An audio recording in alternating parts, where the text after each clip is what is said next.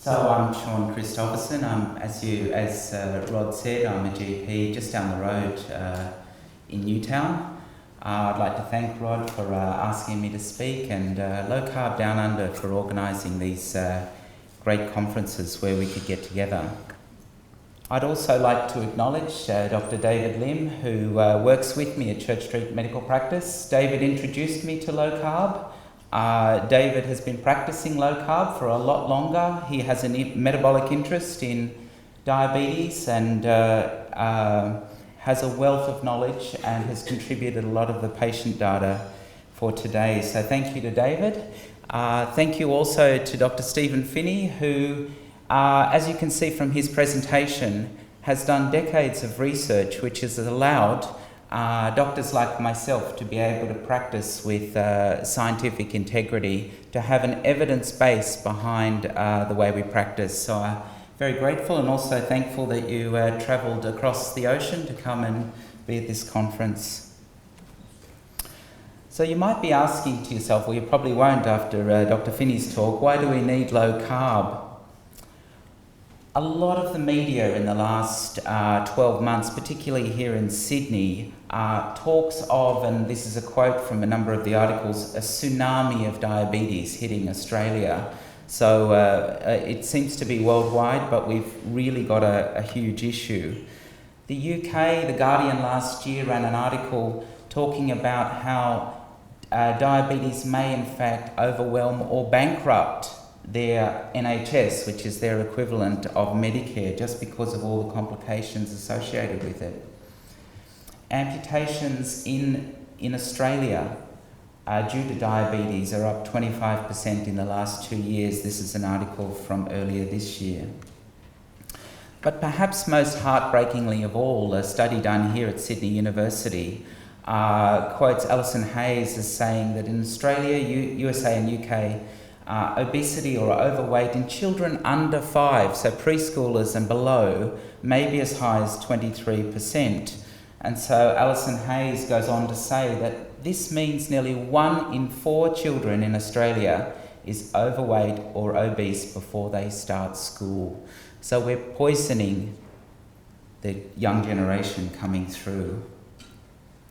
In terms of our PBS, which is what funds the medicines, I just had a look in August at the top 10 medicines taken by Aussies each year, and 8 out of 10 of them are for metabolic disease. Rosuvastatin, which comes in at number 2, is a $206 million per year drug. So our system is under strain with metabolic disease as well. But not just in terms of health systems and disease. Is it a quality of life issue? Is all this bombardment with a high carbohydrate diet in Australia? Well, what we see increasingly in general practice is that people will have a high baseline glucose level. They'll then consume a carbohydrate load. They'll get a spike in their glucose level. And this will be accompanied by an insulin over-response, which will cause their glucose levels to plummet, and they'll become fatigued, mentally clouded, low in mood, lightheaded, and hangry is the new word that we've come to use. And for a lot of Aussies, this is not just happening once a day, but with our snacking and high carbohydrate culture, maybe 6 times a day they're rising and plummeting with their glucose levels.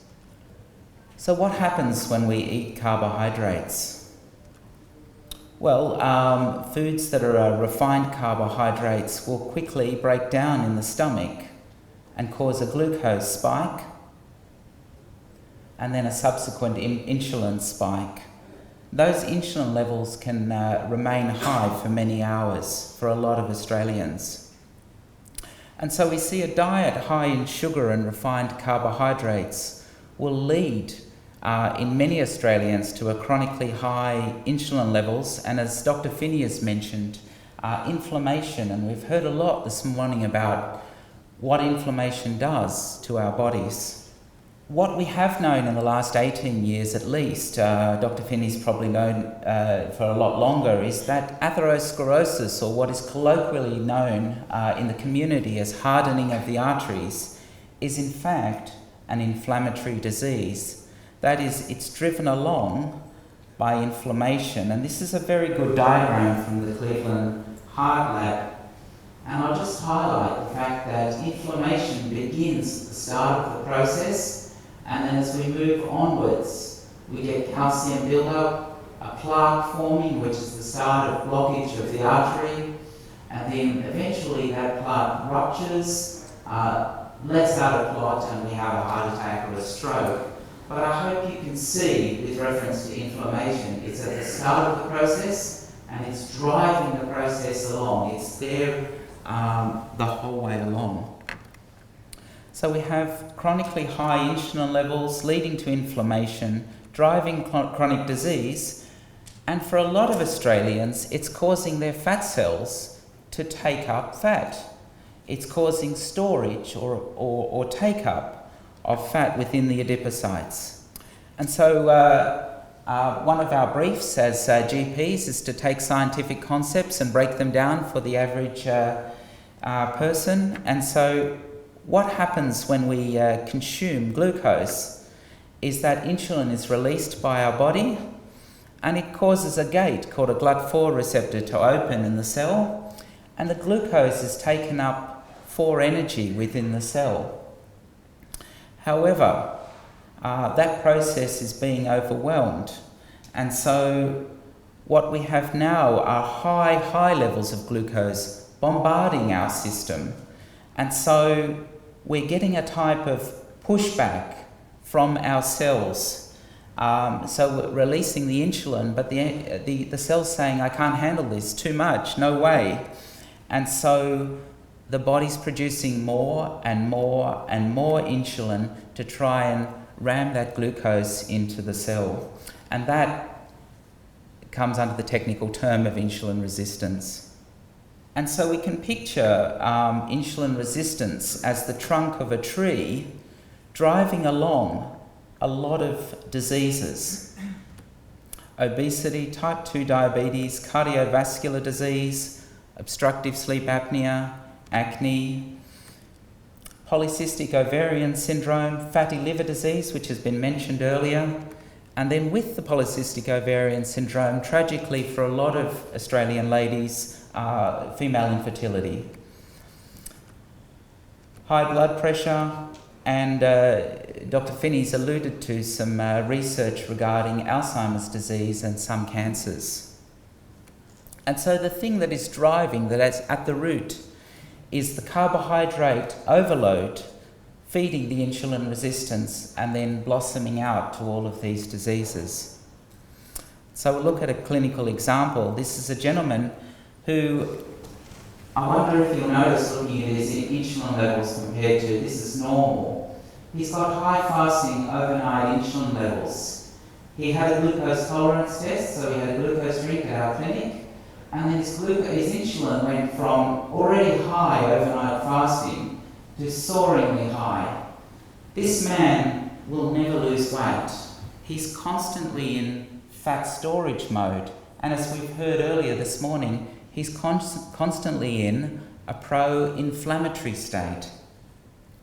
And so it's no surprise that his coronary arteries are full of calcium. You may have seen from the previous diagram, calcium buildup being part of the plaque process. And this here is his LAD, his widowmaker they call it. And as you can see, it's full of calcium. This man has advanced coronary artery disease, which is consistent with that insulin test I just showed you. And so, obviously, it's not just the arteries of the heart, but it's the entire vascular tree. And this is a gentleman's legs whose arteries have been closed over by atherosclerotic disease. And if you look closely, you can see those calcium deposits running all down the arteries of his legs.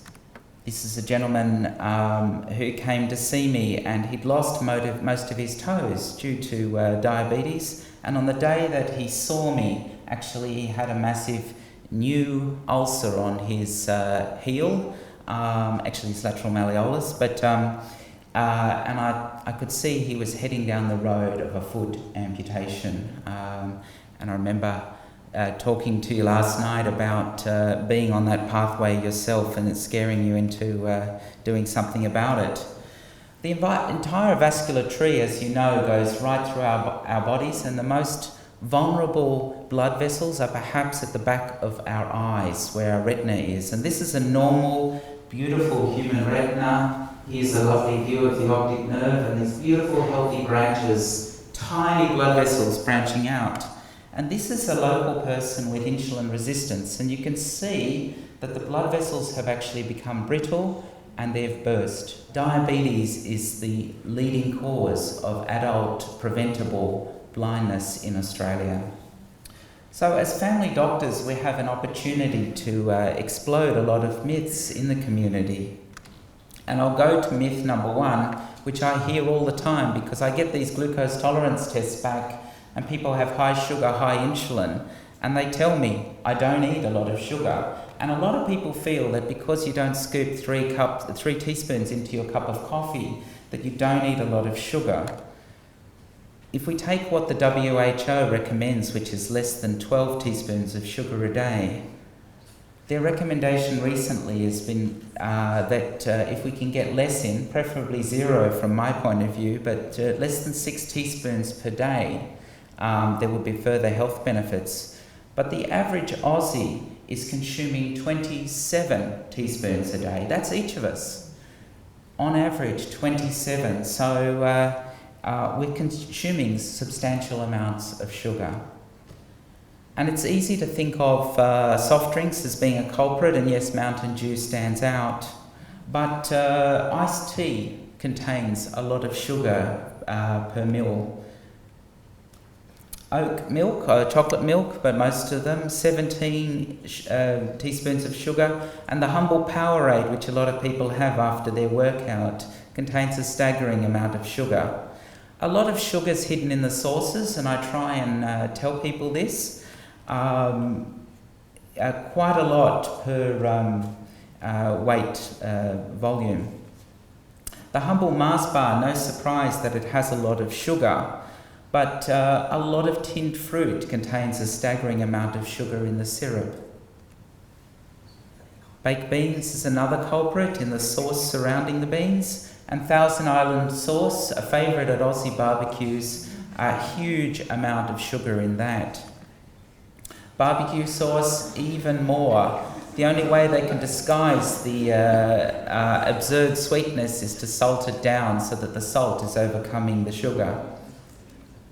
What we feed to our kids, Humble Milo and Nutella, quite a lot of sugar.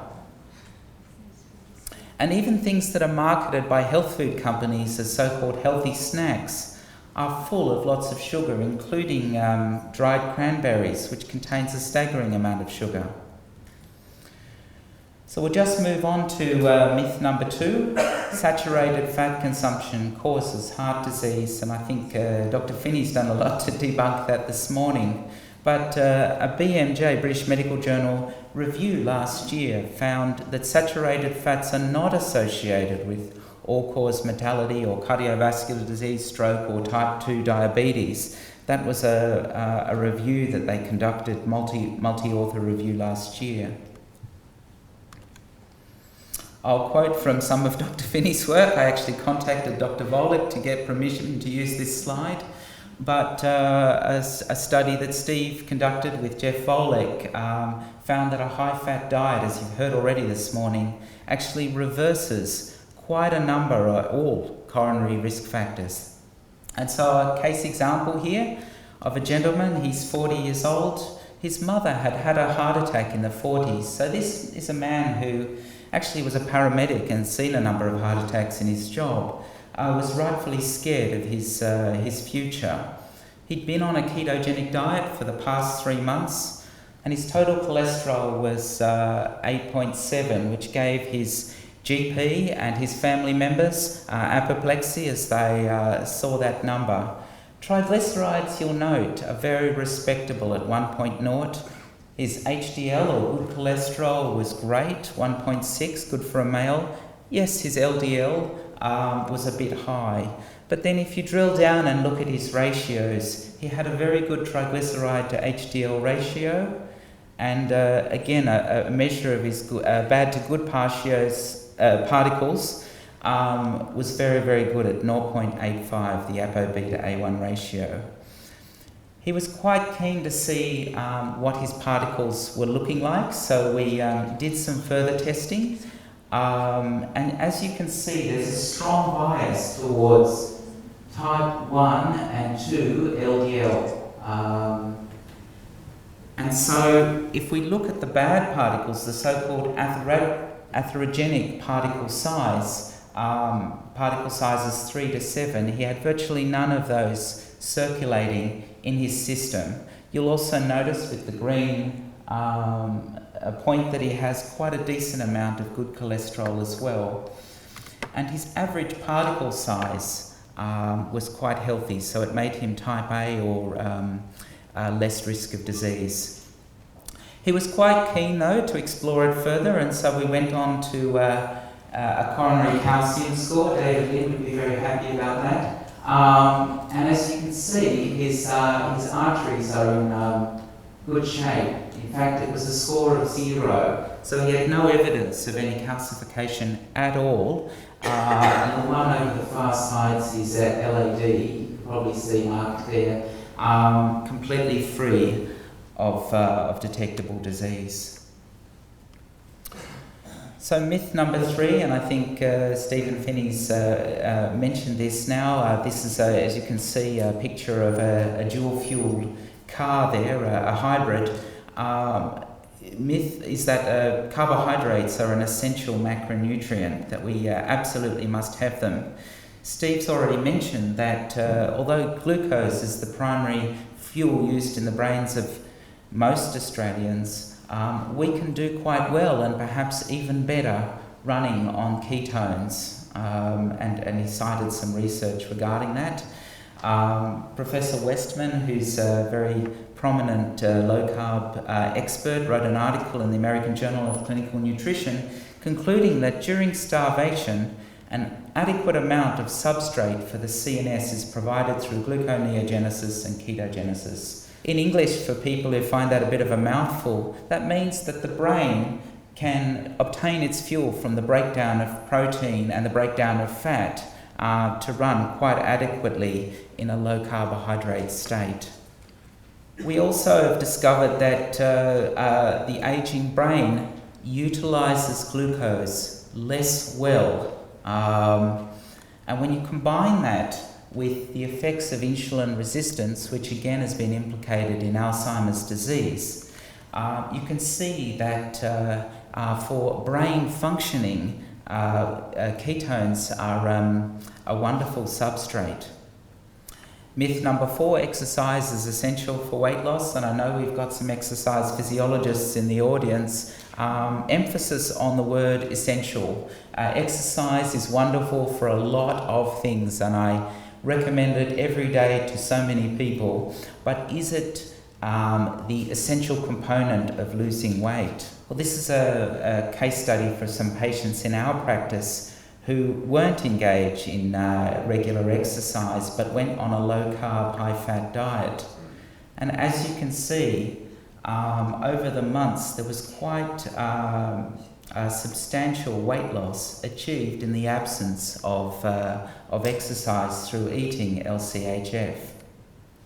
This is another case example of a lady who weighed 95 kilos, as you can see by her HbA1c. This is a body composition scan for those not familiar. She was heading towards insulin resistance picture with that HbA1c. The triglyceride to HDL ratio wasn't favourable, so atherogenic particles in the system. And then in just 6 months, 10.8 kilo weight loss, The HbA1c, for those who don't know, it's an average of the blood sugar levels in your system, was sliding downhill, and a much more respectable triglyceride to HDL ratio. So the particles in her system are improving and being less predisposing to vascular disease. And of course, because I'm a GP, I'm interested in quality of life measures. There was a 50% reduction in bilateral OA knee pain that would warm the heart of our orthopaedic surgeon, and also a disappearance of chronic foot tendinosis. And I'm very interested in this personally because I have a bit of a musculoskeletal interest, and we can see how insulin resistance and tendinosis have a strong relationship. So myth number 5, finally, diabetes is an irreversible and progressive disease. And I think we've heard a lot on that at the moment, but this is some data from our practice. You could see again the HbA1c on the left, and some quite dramatic reductions in HbA1c across the board. Thank you.